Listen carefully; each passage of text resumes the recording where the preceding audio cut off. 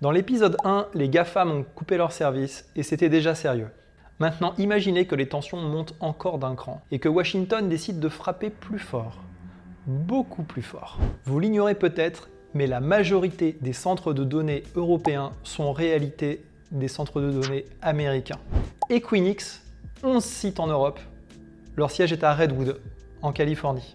Interxion, 41 data centers en Europe. C'est le leader des data centers neutres en Europe, c'est-à-dire qu'ils hébergent les hébergeurs.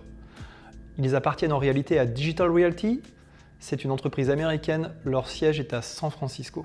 Ces acteurs hébergent non seulement les hyperscalers américains, mais aussi une partie des clouds souverains européens. Les fameux clouds de confiance présentés par le gouvernement comme Bleu et Sense, qui hébergent respectivement chez Azure et Google, sont en réalité basés sur des technos américaines dans des bâtiments américains. C'est le même constat chez certains nouveaux entrants sur le secteur, comme 3DS Outscale ou Cloud Temple, qui sont pourtant qualifiés Secnum Cloud. En réalité, le premier héberge chez un data center japonais, Telehouse, et le deuxième héberge ostensiblement chez Equinix et Digital Realty, c'est-à-dire qui dépendent des Américains. Cette certification Secnum Cloud permet de garantir la sécurité logique et la sécurité juridique, mais en aucun cas elle ne nous prévient d'un problème si Washington décide de débrancher la prise.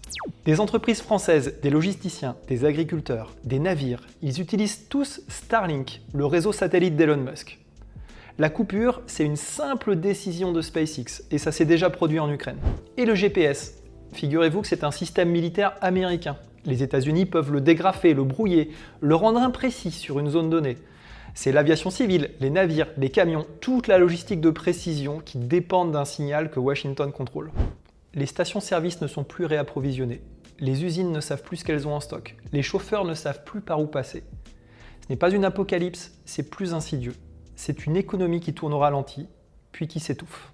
Tout ce que nous venons de voir n'a nécessité ni armes, ni bombes, ni déclaration de guerre. C'est la simple exploitation d'une dépendance qu'on a construite nous-mêmes. Brique après brique, contrat après contrat, migration après migration. Alors la réponse, c'est pas de tout couper, mais c'est pour vos données de choisir une infrastructure qui soit réellement indépendante. En France, par un opérateur français, mais surtout sans dépendance technologique extra-européenne. La souveraineté numérique, c'est votre choix. Faites-le avant d'y être contraint.